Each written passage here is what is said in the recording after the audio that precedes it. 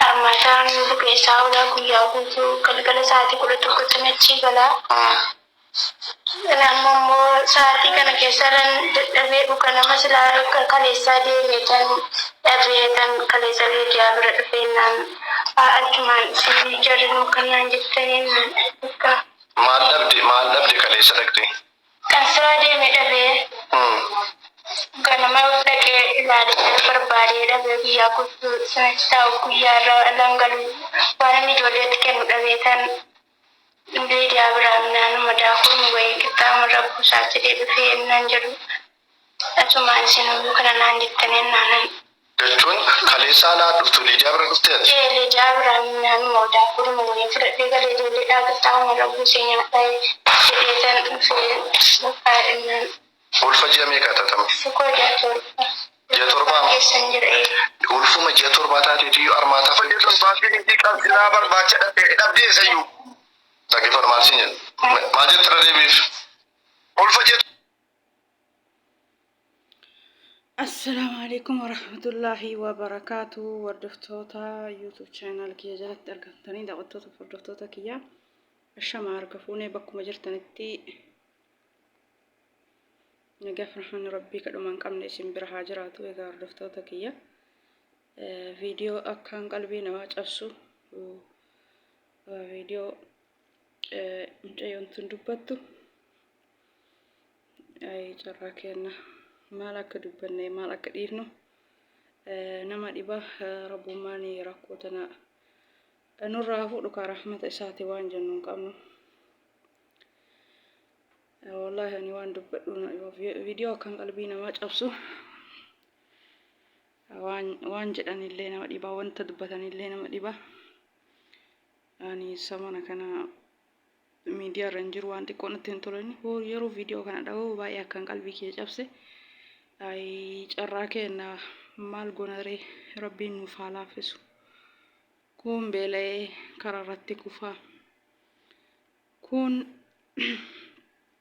nafsee lama ta'ee mucattiin tun nafsee lamaan dalayti. Akkasittuu dalagaan sun iyyuu hin jiru. Nu beekna nullee kaleessa yeroo biyyaan bayinitti kanumatu biyyaa nu baase. Jaalanneeti miti kan biyyaa baaneetiin umrii keenya biyya namaatti gubu. Hin galle yoo jenne rakkoo jirtu tanatu nu fuuldura ka'a. Rabbiin rakkoo tana nurraa haa kaasu. Rakkataa keenya rabbiin rakkoo haa baasu. Wallahi adada viidiyoon hedduu qalbii namaa cabsu deddeebi'u. Sunillee akkaan nama rifachiisa. Nafsee lama taateetiin hin dalayti. Sunuun argamu sunuu guyyaa guutuu hojjetaa oolanii birrii 200. Birrii 200 dhiisi yeroo ammaa kana birriin kumaayyuu waan bittu. Biyyallee gallee jireenyallee agarree deebinellee marraa meeqa agarree deebinellee yeroo ammaa birriin kuma takka akka duraan birrii takkaatti deebi'eetiin hin jirti. Dur birriin takka waa baay'ee namaa bitti akka akaakiin kenna hawwatiin kenna jedhanitti birriin takka dur waa baay'ee bitti. Amma birriin kumaa waa namaan bittu. Waa meeqa tosira kanarratti ijoollee 2 qabdi. Kanarratti garaa hin qabdi. Kasilaa mana teetteetiin mana keessatti waa dalagattu soo qabaatte namni tolteef ala bayeetiin nafsee lamaan hin dalagu. Rabbiin gahee haa jedhu rabbummaan haa laaffisu. Maal jennaree waan biraa wanna jennu hin qabnu. Hiree kennatu kana carraa kennatu kana rabbiin nu haa laaffisu. Gahee isinirraa jijjiiraa rabbiin haa jedhu waan akkan viidiyoo qalbii namaa cabsu wallahi akkaan nama gaddisiisa.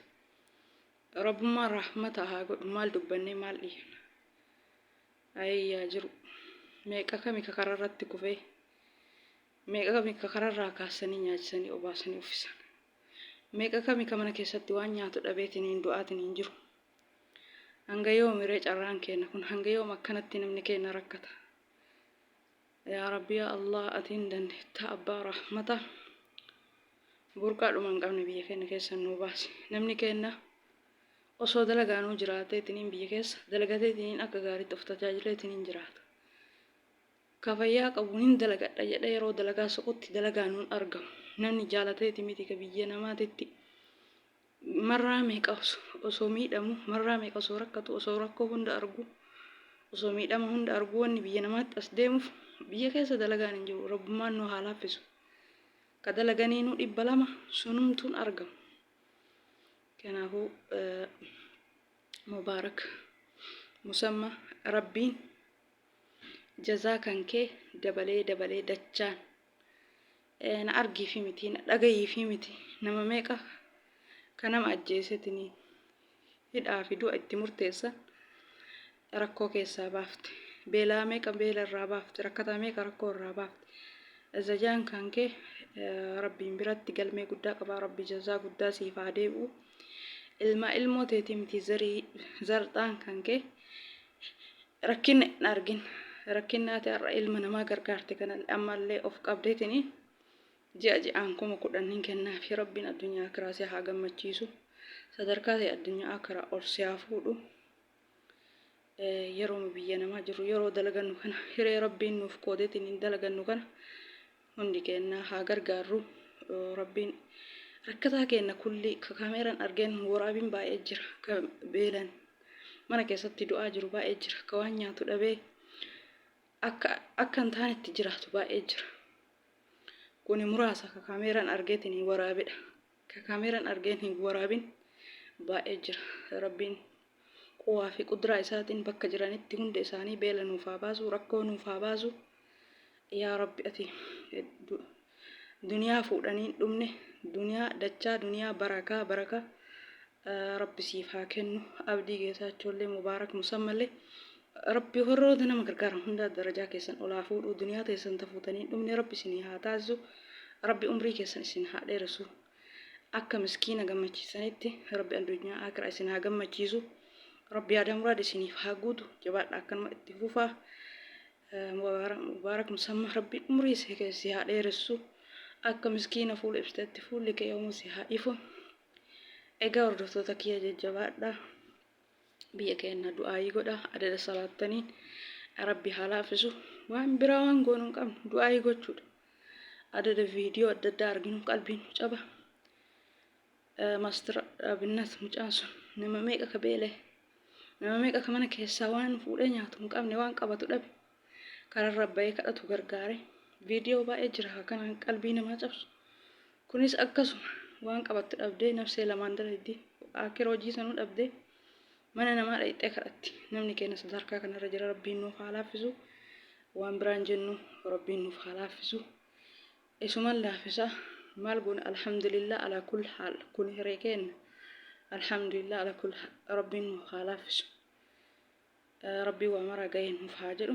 Egaa hordoftoota kiyya viidiyoo kana kan qalbii namaa cabsu waan isin jettume hanga dhumaatti dhageeffadha. Aga viidiyoo biraatii walitti deebinutti assalaamu alaykum warahmatullahi wabarakaatu. Dhiqaa guddaan keessan du'aayin dagatinaa biyya keenya ummata keenya akka rabbiin rakkoo kana keessaa baasu inshaallah bi'iznillah. Maatiin kansiraa hojjechuudhaatti dhabdee galtee galeessa. Hojjechuudha keenya beekalee isayyuu lafti gannaa hojiinis hin jiru. Barbaadee dhabee dhufee si bira deebi'ee dhufe. Ijoollee meeqa qabdaata? Ijoollee 2 qaba. Kun sadaffaadhaan ni garaa jiru. Rabbi nagaan si haa kiraa manaa birrii meeqa kaffalta? 800 kaffalta. Jecha ammoo kan siraa ala hojjetan guyyaatti birrii meeqa si kaffalama? Guyyaatti 200 ture. Guyyaatti qanitti 200 lamaan oolla ture. Ganama sa'a 2tti jammarraa galgala sa'a 1 keessaa ba'a. Ganama 7ኛ ወር ላይ ነው ያለችው እርጉዝ ናት። ቀን ስራ ሰርታ ነው እንትን የምትለው። ቀን ስራ ካላገኘች እንደ አጋጣሚ በቃ ትናንትና አሁን ቀን ስራ ስላጣች መበላው ያጣ ነው። ጓደኛ ቤት ሂዳ ለምና ዳቦ ምናምን ይዛ በልታ መገባው ከዛ ማለት ነው። ቀን ስራ ያጣች ለመስራት ራሱ ስራ አጣች። ቀን ስራውን ደግሞ በስንት ነው የምትሰራው መሰለህ? ጠዋት 2 ሰዓት ትገባለች። 2 ሰዓት ማለት 8 ሰዓት፣ ማታ 5 ሰዓት ማለት 11 ሰዓት ነው የምትወጣው ማለት ነው። ቢያንስ ለዘጠኝ ሰዓት ስራ ትሰራለች። ለዘጠኝ ሰዓት ምንድነው የምትሰራው? አርማታ ታቦካለች፣ የተሰባበረ ድንጋይ ትሸከማለች። የሰባት ወር ነፍሰ ጡር ሆና ነው እንግዲህ ይህንን የምትሰራው። ሰዓት ሰገል ጉቶ ጀተኒ ብሪንዲ ቢላ መቀሲኒ ከፈለው ሰየው ጀምራ ኤርገሲ ከናም ጥጁ ለመገነ ከሰ ከስገለ መገ ዱራን ይባሸንተመ ይቆሳ ይችላል ዱራን ሰዓት ሰገል ጉቶ የቲ ውያት ዲበለበለ ቹኒ ጀተኮ ለፋቴ ኡልፋን በሪኩማ ጃርገት ይችላል ሰየው አርገ ወለቲ ሰየው ኮሊሚ አብዲኮ ወለቲ ሞራ ለፈካቱ እንጅራ ዳብሪ ዲበለ መጋባው ጀቴ ወለቲ ለፈካቱ ሞንጅራ ወንሲያ ቡንጅራ ወጪራ ሰየው ቀኒ ቀኒ ሲንተ ወርገን ለኔው ደም ኢሚዲየት እንጅሩ በር ሙቤ በር ካንስራን እንጅሩ እንርገሙኒ ማቶ ጀቲ ከነመላቱ አከዳራቴ ረግበና ካና ከነናኒ ቢየር ፌዋ ከስራ ደም ወርባዲ ኩኒኖ ጀቲ እንጅሩን Digare, kuilo jet jede, o jet tinggal cakap tu malu bergaru saya made. Mal akimi mali kapti. Mal guna guna.